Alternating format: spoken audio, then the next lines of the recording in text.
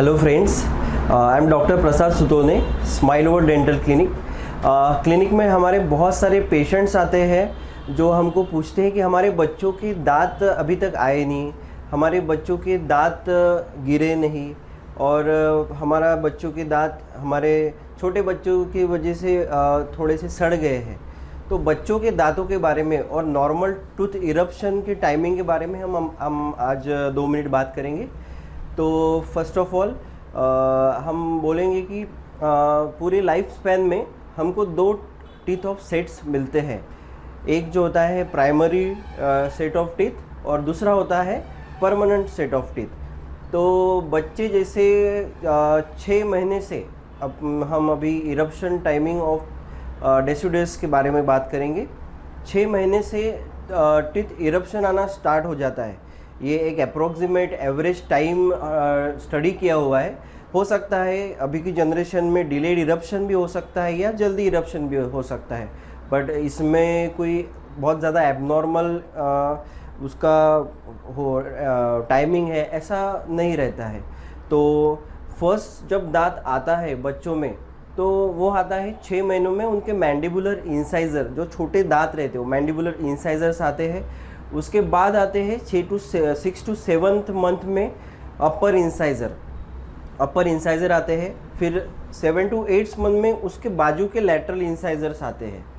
और उसके बाद आती है उनकी दाढ़, उनको बोलते हैं हमारे साइंटिफिक टर्म में फर्स्ट मोलर आता है 10 to 11th मंथ में, और सेकंड मोलर आता है 16 to 20 मंथ्स में उनका सेकंड मोलर आ जाता है।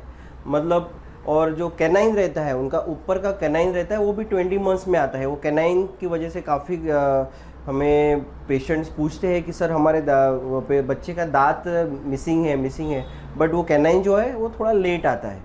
ये हो गया है डेसिडस इरप्शन के बारे में। अभी दूसरा आता है हमारा परमानेंट सेट ऑफ टीथ का इरप्शन। तो परमानेंट टूथ आना शुरू होते हैं हमारे 6 years ऑफ एज से।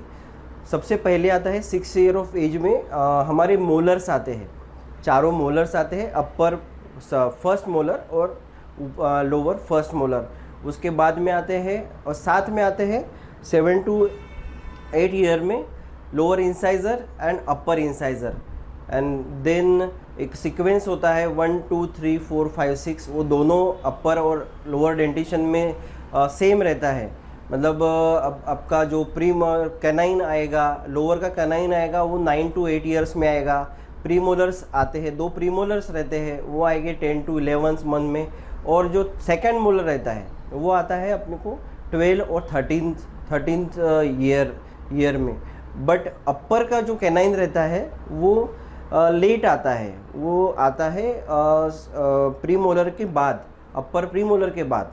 तो ये जो इरप्शन टाइमिंग है उसके वजह से ओवर क्राउडिंग होना या कभी कभी आपका दांत वो अंडर इरप्शन की वजह से बाहर आना, बक्कली आना, ये सब प्रॉब्लम होते हैं। तो थोड़ा सा ये डेंटिस्ट के पास जाके आप प्रॉपर विजिट करके कंसल्ट करके इरप्शन का टाइमिंग देखना ये ज़रूरी रहता है।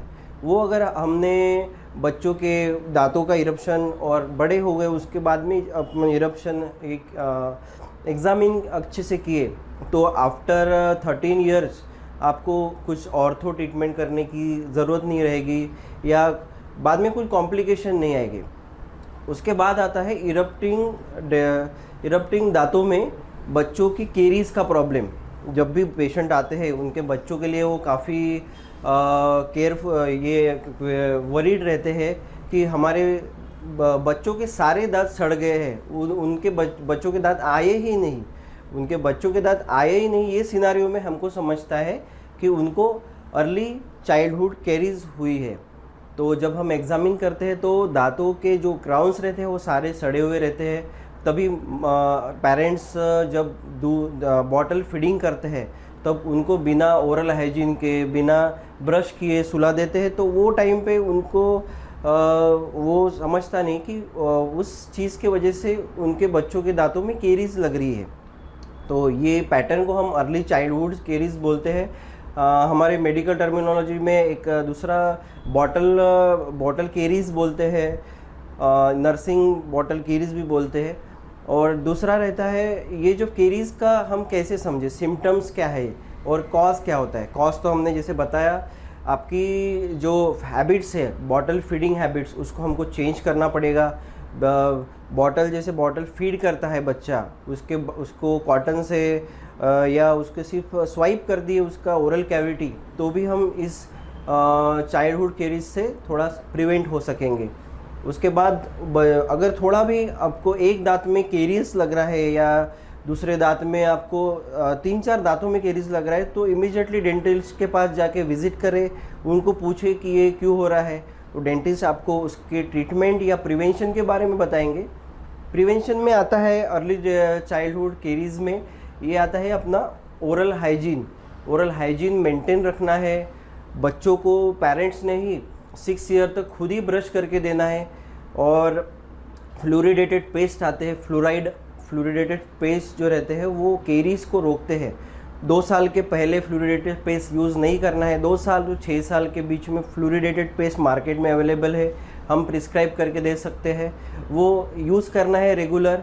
उसके बाद में भी अगर केरीज बढ़ रही तो हम एक प्रिवेंटिवली फ्लोराइड अप्लीकेशन कर सकते हैं आपके बच्चों के दांतों में। दूसरा जो है, अगर केरीज थोड़ा ज़्यादा प्रोपोर्शन में है तो उसको रेस्टोरेटिव फिलिंग कर सकते हैं और बाद में रूट कैनल और कैपिंग कर सकते हैं। But this is all restorative procedure, ये हमको इतना जाना नहीं है। तो हमको प्रिवेंशन करना है। अपने बच्चों का दूध के दांत जैसे ही आते हैं उनका इरप्शन थोड़ा सा सीक्वेंस ध्यान में रखिए। थोड़ा जब भी आते हैं दांत तो उनको स्वाइप करते रहिए। माउथ वॉश और प्रॉपर 2 टाइम ब्रशिंग ये ज़रूरी है। और हम यही बोलेंगे कि आपके दांतों के टाइमिंग और दांतों के एनवायरनमेंट जो उन पे आते हैं उन पे थोड़ा केयर कीजिए। यही बोल के आज का वीडियो हम समाप्त करते हैं। Thank you.